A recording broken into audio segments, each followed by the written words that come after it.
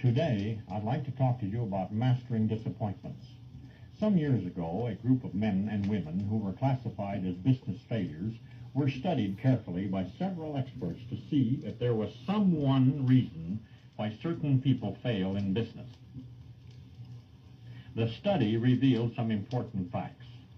The most important of these facts proved to be that business failures could not master disappointments. As long as things went well, the failure could run his or her business with the best of them. But when things didn't go as expected, the failure couldn't stand what was interpreted as the pressures of running a business. There are successes and there are failures. There are good times and there are bad times. There are ups and there are downs. The only thing that does not change is change itself. We don't know what tomorrow will bring, but we do know there will be changes. Unfortunately, not all changes are for our own benefit. Many changes hurt and disappoint us badly. We feel a sense of frustration when we suffer a personal loss. Now, let's see how this applies to you. For one thing, it serves to remind you that life is not a bed of roses all the time. No reasonable man or woman expects this, and I'm sure you do not either. There have probably been times when you were on the verge of giving up your studies because of some disappointment. We all have experienced similar feelings. In my own case, I have days when life is something less than a bed of roses. The important thing to remember is that disappointments can and must be mastered. You have already shown us that you can master disappointments. If you couldn't, you would have found some way of dropping your training long before this. A disappointed mind is a fertile field for excuses, and such excuses can be made to sound most logical.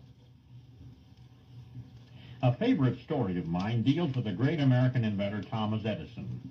It seems that Mr. Edison had a visitor one day. The visitor dropped in just as Edison was writing down the number 875.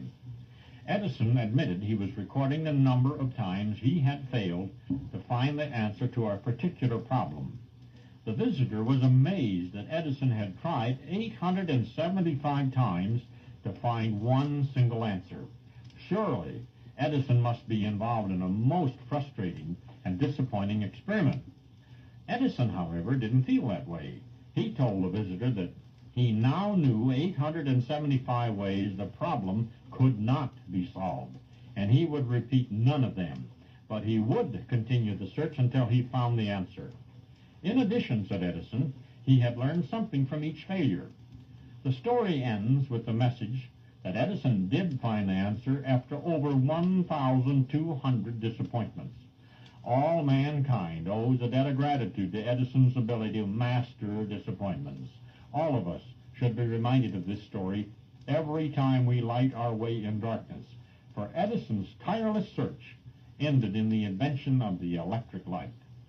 The moral of the story is that success belongs to those who can master disappointments and go on to reach their goals in spite of all the obstacles that seem to block their path. In several of our lessons, we have included a wealth of material for the prospective owner of an independent service station. Our editors have presented this material honestly and without pulling any punches. This material should be of great help to you when the time comes for you to set up your own shop. We know of no other training of this type which contains so much hard to find and so easy to use information. As president of ASI, I want to remind you that the right frame of mind is the most important factor for your success. I want you to be prepared for those tough days ahead when nothing seems to go right. And here you have plenty of company. Remember that you have a tremendous ace in the hole that will help you become a success. You are building a solid foundation of technical knowledge in an industry that is literally crying for skilled technicians. The only possible obstacle that could prevent you from becoming an outstanding success in your chosen field would be if you became permanently sidetracked by a temporary disappointment. Don't let this happen to you. You're too good a man, and you're too far along to give up now. If anything, you should feel a sense of pride that will spur you on to a rapid completion of your course.